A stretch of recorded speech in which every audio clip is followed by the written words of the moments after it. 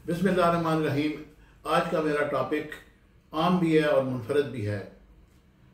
सबसे बड़ी बद्दुआ किस तरह लगती है और वो किस तरीके से इंसान को तबाह और बर्बाद कर देती है। नाज़रीन इकराम, इंसान जब एक अपने ताकत के नशे में बदमस्त होता है, उसके पास दौलत भी होती है, उसके पास ताकत भी होती है, उसका माशरे में मुकाम भी होता है और उसके जहन में एक खन्नास भरा हुआ होता है। वो दूसरे इंसान को इंसान नहीं समझता, क्योंकि वो समझता है कि मैं ही हूँ सब कुछ, और जब उसके अंदर मैं आती है तो फिर उसका जवाल भी होता है। ये वो समझता नहीं।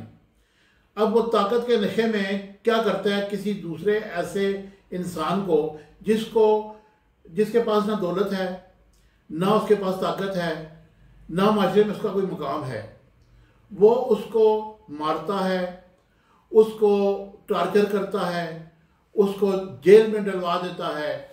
इस तरह की हरकत जब करता है तो वो जो इंसान जिसके ऊपर ये जुल्म हो रहा होता है वो कुछ कर तो नहीं सकता, लेकिन उसमें दो तरह की ऐसी चीज़ें होती हैं जिससे वो बद्दुआ जो आसमानों तक कैसे जाती है, ये मैं आपको बताना चाह रहा था। जब वो उसके साथ ज्यादती करता है तो वो ज़ोर से उड़ फूल बोलता है, माशरे को सुनाता है, लेकिन हो सकता है कि उसके मुंह से, ज़बान से निकले हुए अल्फाज उसके दिल से ना निकल रहे हों। और बाज़ औक़ात ऐसे लोग भी होते हैं जो हकीकत में वो टार्चर हुए होते हैं, वो ज़हनी तौर पर मफलूज कर दिए जाते हैं, तो वो खामोश हो जाते हैं। और ख़ामोश होते हैं तो उनकी आंखों से आंसू भी निकलते हैं।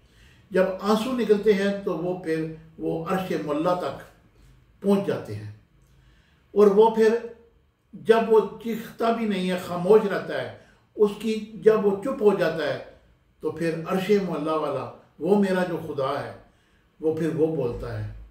जब वो बोलता है तो फिर उसके साथ वो जिसने ये सारा कुछ किया होता है जो होता है, तो वो निशान इबरत बन जाता है।